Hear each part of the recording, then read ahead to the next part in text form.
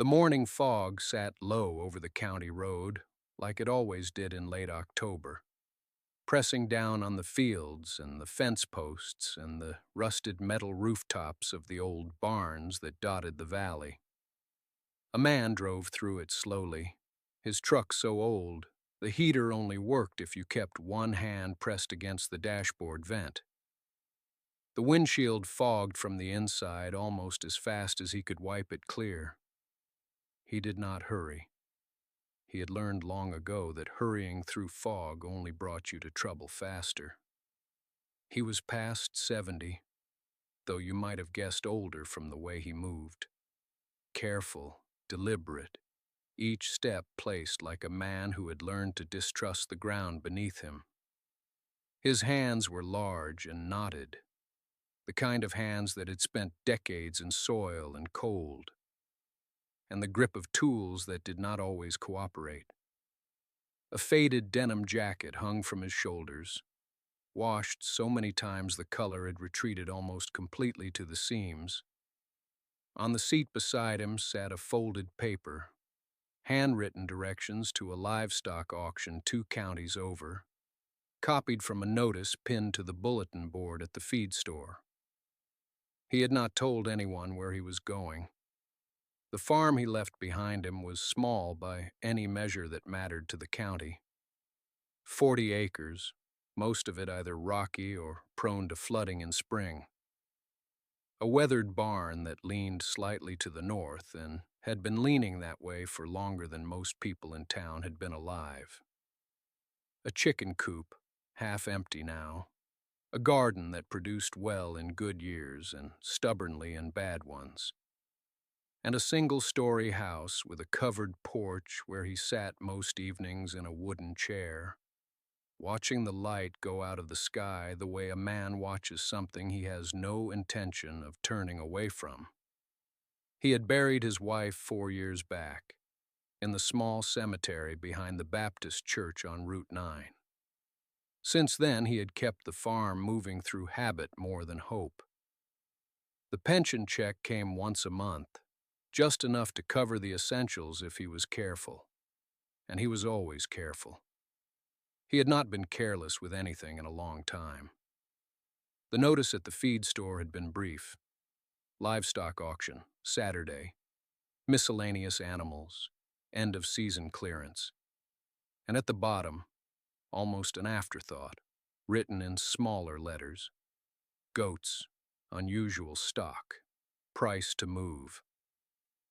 He had stood in front of that board for a long moment, his coffee going cold in his hand. Something in those 3 words had pulled at him in a way he could not have explained to another person without sounding foolish. He had read them again. Then he had copied the address onto a scrap of paper, folded it twice, and tucked it into his jacket pocket. Now the fog began to thin as he climbed the long grade out of the valley, and the shape of the road ahead grew slowly clearer. And the old man kept both hands on the wheel and drove toward something he had not yet seen, but already, quietly, believed in. The auction grounds sat at the end of a gravel road off the county highway, marked by a hand-painted sign on a fence post and a string of orange flags that snapped in the morning wind. He pulled in behind a line of trucks and horse trailers, cut the engine, and sat for a moment, listening to the tick of the cooling metal. The lot was already busy. Men in feed caps moved between pens, leaning on rails, talking prices, sizing up cattle and pigs and sheep with the quick, practiced eyes of people who bought and sold living things the way others bought and sold lumber. He climbed out slowly, favoring his left knee the way he always did in cold weather, and walked toward the main pen area. The smell was familiar and honest.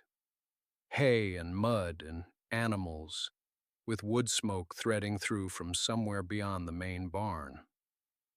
He passed a row of beef cattle, a pen of Hampshire pigs, a small cluster of Angora sheep that drew a crowd of interested bidders, Nobody paid him much attention. That was fine.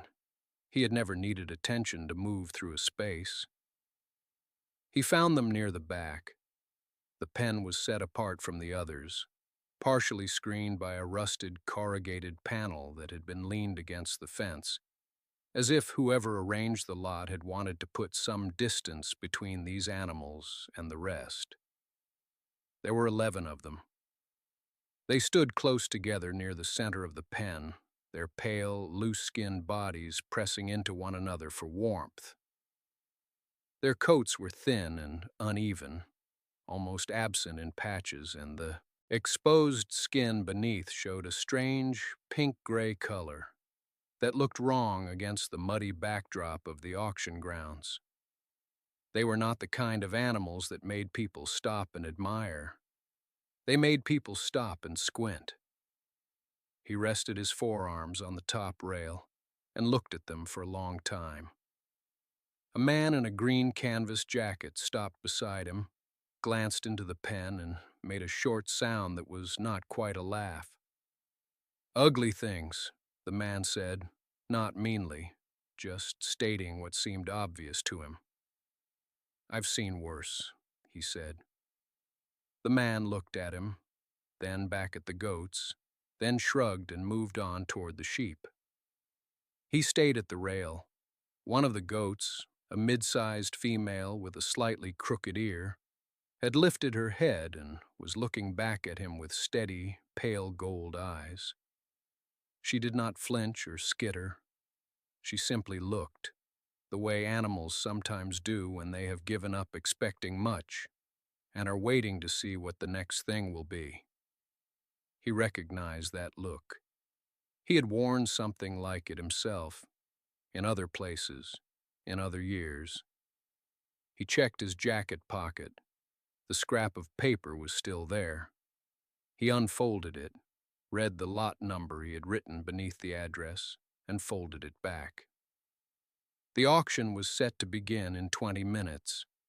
He found a spot along the fence, settled his weight carefully onto his good leg, and waited. The auction began the way these things always did, with a man in a bolo tie climbing onto a wooden platform and saying a few words about the day's lots that nobody really listened to. Around him, farmers leaned against fence posts, spat into the dirt, and talked quietly to one another about prices and weather and whose land was doing poorly this season. He stood apart from most of it, watching the platform, watching the pen gates, listening to the rhythm of the auctioneer's voice as it started to build speed. The first lots were cattle, good animals, solid-framed, and they drew the kind of money that made the men around him nod with satisfaction. Then came the sheep, a dozen decent ewes that went in two groups. He watched the bidding without raising his hand, just learning the room, the way he had learned to read a space before entering it. Old habit. Then the goat lots started. 3 groups went before his. Common animals mostly, and they sold without much drama. When his lot number was called, he heard the chute gate rattle and watched the hairless goats file out into the small show pen. There was a pause in the ambient noise of the auction. Not a long one, but he noticed it. A few heads turned. Someone near the far rail said something he could not hear, and the man beside that person laughed once, short and flat. The auctioneer began his opening bid with a voice that carried no great enthusiasm. He had seen enough auctions to know when a man behind the microphone had already decided a lot was a throwaway. The number he named was low, lower than the common goats before, and he raised his hand before the echo of it had finished traveling across the yard. There was a counter from the left side of the pen. He raised again. The counter came back.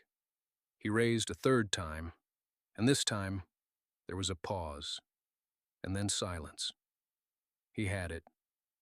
He paid at the window with cash. the bills counted out carefully, smoothed flat from the envelope he had kept in his jacket since the morning. The woman behind the wire did not comment on the animals.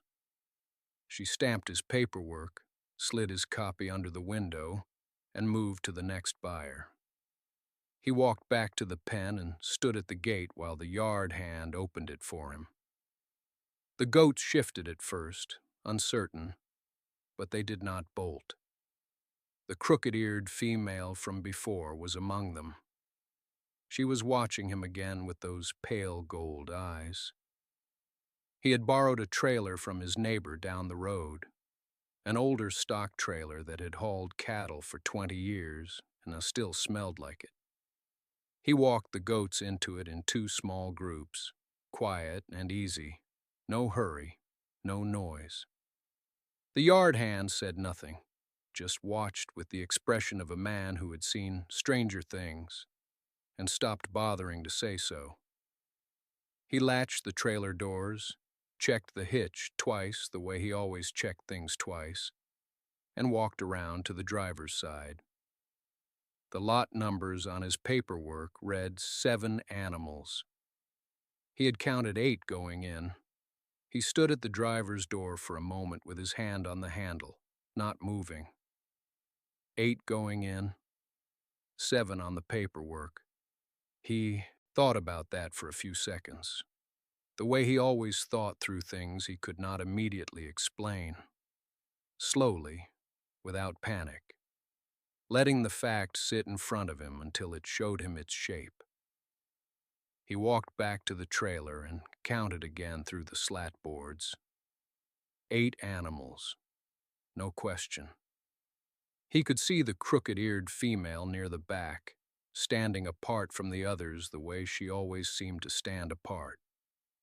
The extra goat was a small one, younger than the rest, pressed up against the side panel and trembling slightly at the knees. It had no ear tag at all. He stood there with his receipt in his hand, looking at the number on the lot stamp, then back at the trailer. The yard hand had already moved to the other side of the lot. The woman behind the stamping window was busy with 3 more buyers in line. Nobody was watching him. He could have gone back and reported it. The honest arithmetic of it pointed that way. But he looked at that small, trembling animal and thought about what reporting it would mean. Pulling it back out, sending it back into that pen, letting the yard sort it out. An untagged animal in a livestock yard was not always a problem that got solved kindly. He folded his receipt, put it in his jacket pocket, and got in the truck. He drove slowly on the county road, checking the trailer in his mirror every quarter mile, the way a man checks on something he has taken responsibility for. The trailer moved steady behind him.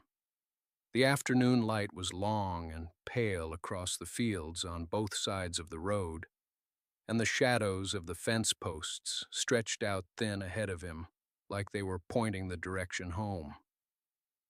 By the time he turned onto his own road, the trembling in his chest that he had felt since that morning, since before the auction, since the moment he had committed to spending the money, had settled into something quieter. Not confidence exactly. He had been farming long enough to know confidence was usually just ignorance dressed up. It was more like resolve, the particular stillness that comes from a decision already made and paid for. He turned down his lane and parked alongside the barn. The late afternoon was still and warm, the kind of quiet that only a farm makes. Not silent, but calm, layered with small sounds. The creak of the trailer metal as it cooled. A bird somewhere in the pasture elm. He got out and opened the trailer doors wide and let the animals find their own way out. They came carefully, stepping down onto the dry ground and spreading apart to smell the grass and the new air. The small, untagged one was last. It stood at the trailer's edge for a moment, ears pressed flat, looking at the unfamiliar yard. Then it stepped down and walked toward the water trough like it already understood. This place was asking nothing of it but to stay. He spent the rest of that afternoon doing what the land required. He filled the water trough from the well pump, topping it off until the surface trembled. He spread clean straw across the floor of the small side pen he had cleared the previous evening, a long, low structure attached to the main barn, roofed with corrugated tin and open on one end to the south, where the late sun still threw warmth. It was not fancy. Nothing on the farm was fancy, but it was dry, it was clean, and the straw was fresh and pale gold, and it held the smell of summer still. The goats explored the pen slowly, their pale bodies moving against the golden straw in a way that looked almost deliberate. He watched them without hurrying. He had learned years ago, in places and circumstances he rarely thought about anymore, that watching quietly was not the same as doing nothing. Watching was how you learned what something needed before it asked. The animals were skittish but not wild. They had been handled before, however carelessly, and they retained some memory of that contact. When he moved among them with the grain bucket, they startled at first, then steadied, then pressed forward with cautious interest. He kept his movements slow, his voice low, the same unhurried calm he brought to everything. One of the larger ones, a female with a faint ridge of skin above her left eye that gave her a faintly doubtful expression, came close enough to smell his hand. He let her. She pulled back, then came forward again. He stood still.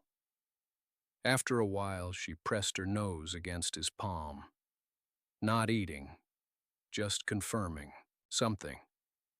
He did not know what she needed to confirm, but he understood the impulse. There were things in life you needed to check twice before you could rest. He finished the feeding and closed the pen gate and stood outside it for a few minutes, watching them settle. The small, untagged one had claimed a corner near the wall, where the last rectangle of sunlight lay warm across the straw.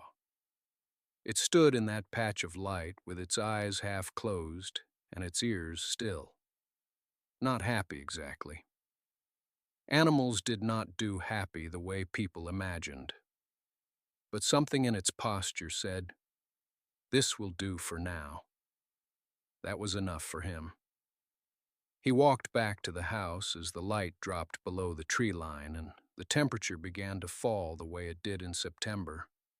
Suddenly, and without much warning. He pulled together a simple supper and sat at the kitchen table and ate it without the radio on. His neighbor's voice came back to him once, briefly, the particular pitch of a laugh that was not really about humor, and he let it pass through and disappear. He had not bought those animals to prove anything to the man at the fence. He had bought them because they were standing in a pen at the end of an auction day, and no one else was going to. That was the whole of it. He washed his plate and went to bed early. The first week settled into a rhythm the way farm life always did, not by planning, but by necessity. He was up before light, moving through the cold dark of the barn with a lantern, checking water, checking feed, running his hand along each animal's back to feel for heat or tension or any sign that something was turning wrong. They were thin still, all of them, and their pale skin caught the lantern light in a way that made them look almost ghostly in the early morning. But they moved when he moved. They turned their narrow heads toward him when he spoke. That was a good sign. Animals that have given up do not track a person. These ones were watching. He had asked at the feed store about the breed, describing what he had, and the young man behind the counter had looked at him with a kind of careful blankness and said he wasn't sure, but they sounded like they might be some cross, maybe part La Mancha, maybe something else. He wrote down a name to look up at the county library and slid the paper across the counter with the change. The veteran folded it into his shirt pocket without reading it. He would check when he had time. For now, what mattered more than the name was what the animals needed, and what they needed was simple enough. Water that was always clean, food that was always present, and no sudden shocks. He repaired the small stall doors that had been sticking and replaced a section of fencing along the east wall that had rusted through at the bottom. He was not a fast worker anymore. His left knee had been bad since well before he bought the farm, and it slowed him on the cold mornings, made him careful about how he knelt and rose. But careful was not the same as slow in a way that mattered. He got the work done. He always got the work done. By the fourth morning, 2 of the females had begun to settle noticeably. They came to the gate when he approached, rather than stepping back. One, the smallest, had started pressing her forehead against his hand when he reached in. Not hard, just a steady lean, the way animals sometimes do when they have decided the threat is gone and something gentler has taken its place. He noticed something else on the 5th day. When he checked the smallest one more carefully, running his hands along her belly the way a man learns to do when he has been around livestock long enough, he felt a fullness there that had not been obvious at the auction. He stood back and looked at her. Then he looked at 2 others. He was not certain, not yet. But the shape of things suggested that at least some of these animals were further along in their milk than the auction man had mentioned, or perhaps had not known, or perhaps had not thought worth saying to a man everyone assumed was throwing money into a ditch. He closed the gate slowly and stood in the cool morning air, thinking. He went back inside and put the kettle on, stood at the kitchen window while the water heated and looked out at the pen through the old glass, which had a slight warp in it that made the goats look like they were shifting even when they stood still. He poured his coffee and sat down at the table and did not rush the thought. That was something the years had taught him, that a man who chases a conclusion before the evidence is ready usually ends up holding the wrong thing. So he let the morning settle around him and thought carefully about what his hands had told him. He had been around dairy animals before, though not goats specifically. There was enough overlap in the knowledge that he trusted what he had felt. The firmness in the udder of the smallest one was not the softness of an animal that had never freshened. It was a different texture, fuller, more present, the kind of fullness that builds before milk comes in properly. He had felt it in cattle once, years back, when he had helped a neighbor through a calving season after the man's shoulder gave out. You learned to read that particular language with your hands before your eyes could confirm it. He thought about what it would mean if he was right. The auction man had sold him 10 animals for next to nothing. The crowd had laughed. The whole county thought he had spent his last pension check on embarrassment. If even 4 or 5 of those animals were close to producing, really producing, not just a few quarts, but steady, reliable output over weeks, then the calculation changed entirely. It did not fix everything. It did not pay the back taxes or repair the section of fence along the eastern pasture or replace the tractor belt that had been slipping since spring. But it was a beginning. and a beginning was more than he had owned 2 weeks ago. He finished his coffee and went back out. He spent the morning cleaning the water troughs more thoroughly than usual and checking the quality of the feed he had been putting down. He adjusted the bedding in the corner where the smallest one preferred to stand. These were small things. They were also the right things. He had learned long ago that an animal coming into milk needed consistency.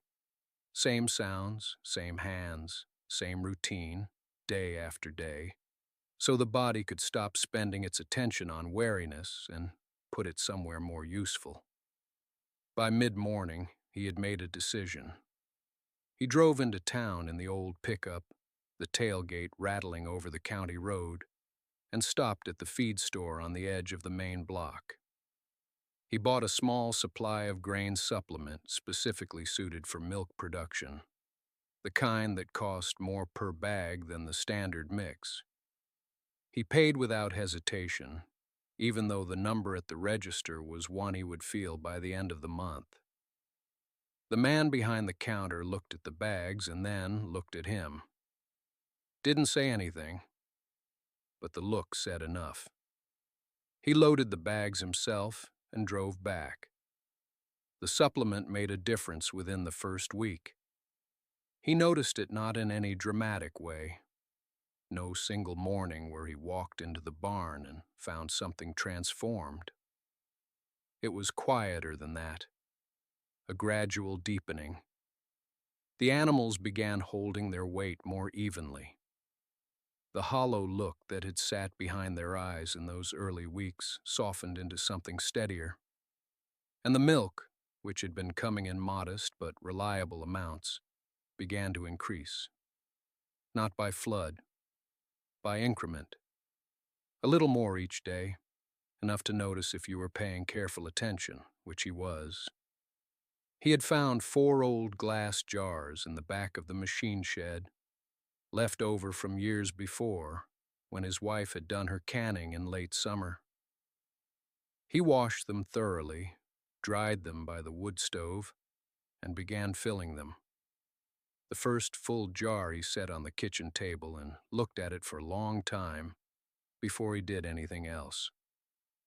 The milk was clean and thick, with a faint cream line already forming at the top. It looked like something worth having. He began keeping a simple record in a spiral notebook he had picked up at the hardware store. Nothing complicated, just the date, the rough volume, and any notes about the condition of the animals. He had kept records in the service. Attention to detail had not been something drilled into him and then forgotten. It had become habit, the way habits become when they are the difference between careless and careful. By the second week after introducing the grain supplement, he had more milk than his own small household could use. He considered that for a day before acting on it. The logical answer was the feed store, or the diner, or one of the families along the county road who had children and bought eggs off him when his hens were laying well. He did not want to announce anything.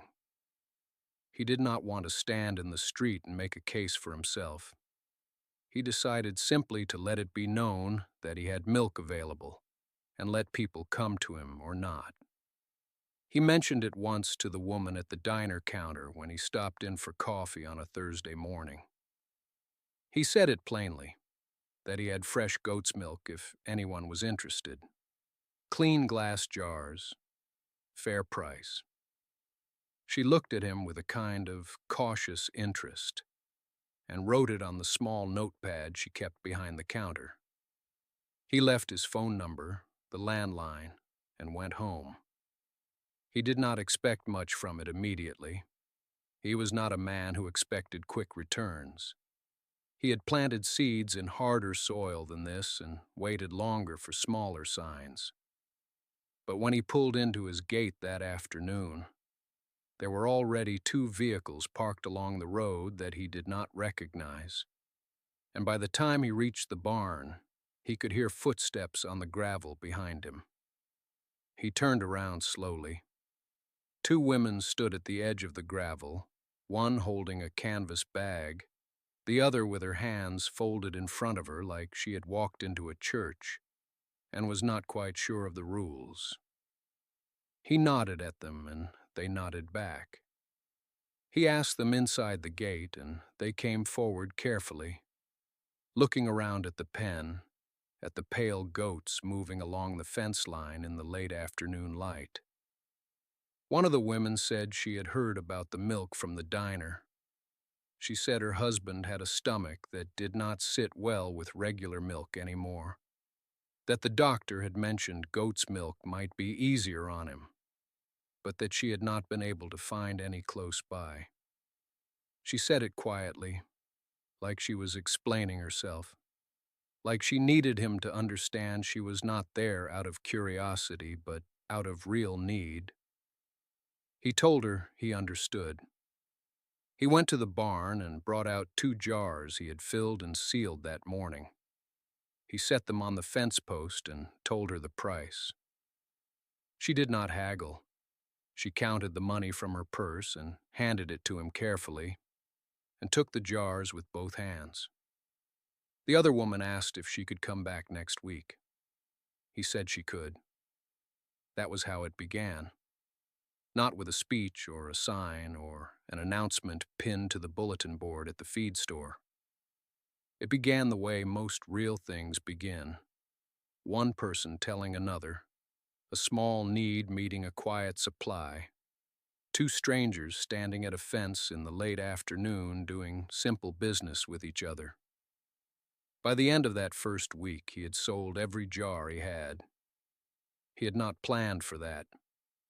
He had more milk the following morning, and he filled what jars he could find and sealed them and set them in the cool of the barn.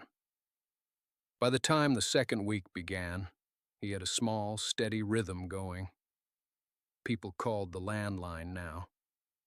He answered in the evenings and kept a notepad beside the phone, where he wrote down names and how many jars they wanted. He was not a man who had ever kept much of a business, but the system made sense to him the way a field rotation made sense. Give each part its proper time. Do not take more than what is ready, and let the land, or in this case, the animal, set the pace. The goats were producing well, more than well. He had begun to suspect that something in the way he had fed them, the clean water, the quiet mornings, the slow adjustment back to health, had settled something in them that was now returning in the only way they knew how to give back. He did not say this to anyone. He just kept filling jars and answering the phone. By the end of the month, the notepad beside the phone had 3 pages filled. He had not set out to run a route, but that is what it became. Tuesday and Friday mornings he loaded the truck bed with crates of jars packed in old feed sacks for cushion, drove the county road slow, and stopped at the gates where people had left money in envelopes tucked under a rock or inside a coffee can on a post. He took the empty jars from the week before, left the full ones, and drove on. The whole thing took him most of the morning, and he was tired by the time he got back. But it was a good tired. The kind that comes from work that means something. The feed store man noticed the change before most. He had watched the veteran come in for years with careful eyes and careful hands, counting out what he could afford, putting things back on the shelf when the number did not add up. One afternoon he watched the veteran set a full bag of high-quality goat mineral on the counter without counting anything. He watched him pick up a second one. He did not say a word, but his expression said enough. A man who had once leaned against a fence post and laughed about pale, hairless animals being a sorry use of pension money, drove past the farm one Tuesday morning and slowed his truck on the road.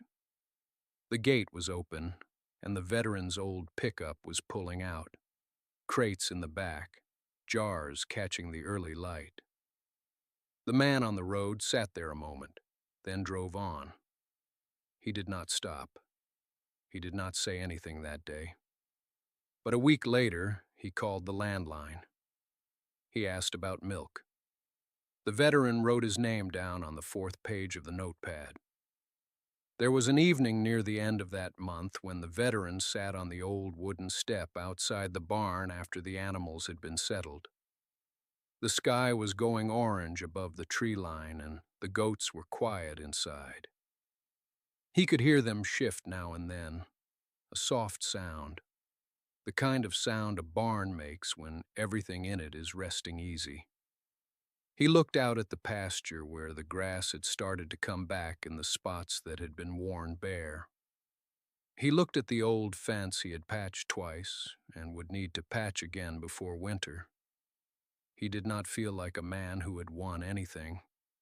That was not the word for it. He felt like a man who had stayed long enough to see the thing through.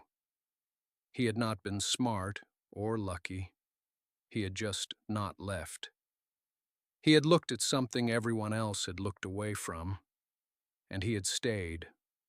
And in staying, he had given the animals enough time to show him what they were. That was all it had ever taken. Time and someone willing to stay.